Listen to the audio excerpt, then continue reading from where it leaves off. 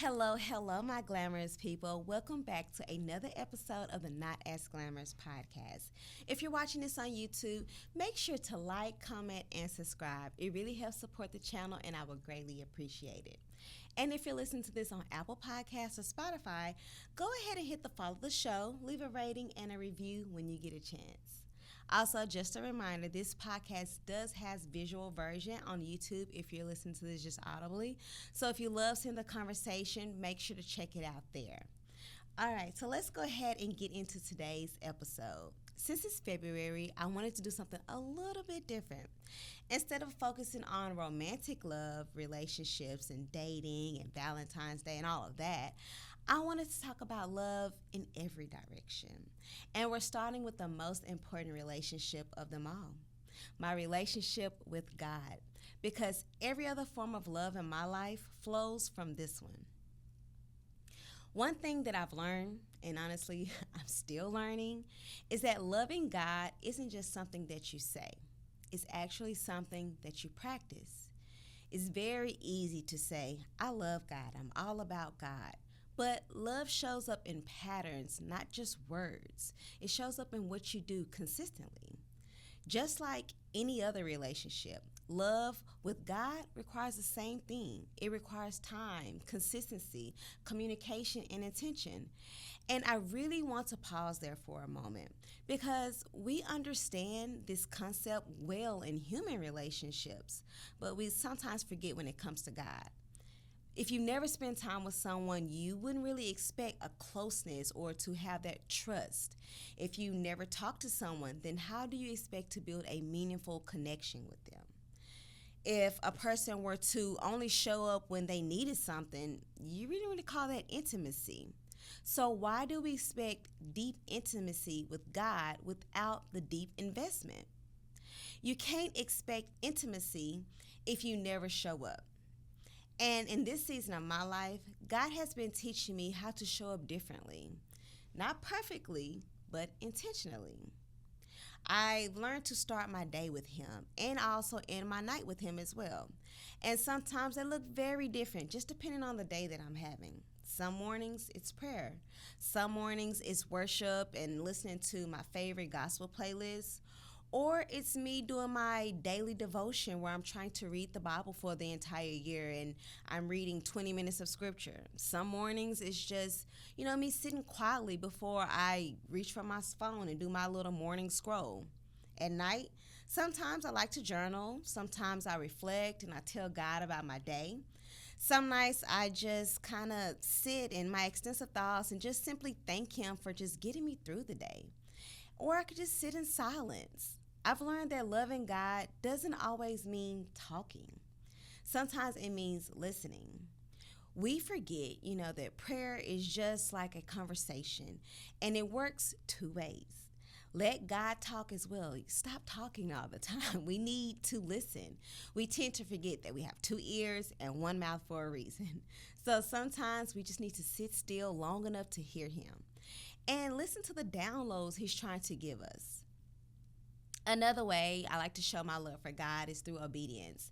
And let's be real, this is the hard part. This is the part that's not always cute or comfortable because He can ask great things of you sometimes. Loving God looks like choosing His way over my own way when it's inconvenient.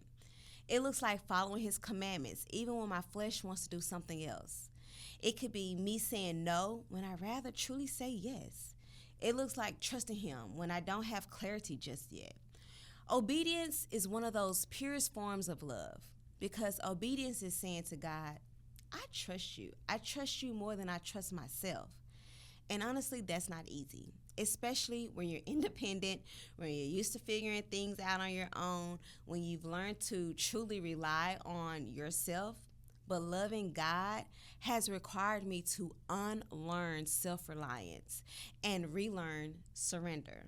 I'm still learning that if I'm being honest. But another way I show my love for God is by talking to Him openly. I don't hide what He's done for me. I don't water it down. I don't act like, I got here on my own because love isn't private. It's expressive. When you love someone, you want others to know. You don't want to be a secret, so you talk about it. You talk about them, you share their goodness, you acknowledge the impact they have on your life and the love that you feel and receive. And God has been good to me to keep quiet. So that's another reason why I love God out loud. There have been moments where He have protected me where I didn't even know I needed protection. Moments where He carried me emotionally when I didn't even have the strength to stand on my own. There's been times where He redirected me, even when I didn't understand why at the time. So yes, I'm going to talk about Him, and I'm going to talk about Him proudly. I acknowledge Him. I give Him credit because God is a source of love. And when I stay connected to the source, every other relationship in my life, it just flows much better. My patience increase, my grace expands, my discernment sharpens, my boundaries strengthen. When I'm connected to God, all that happens for me. But when I'm disconnected from God, I notice it because everything starts feeling off. It just feels completely different. And that's how I know this relationship matters more than anything else. Loving God first isn't about rules. It's not about religion. It's not about sacrificing. It's not about fasting. It's about relationship. It's about saying, God, you are my priority, not just my backup plan when things fail.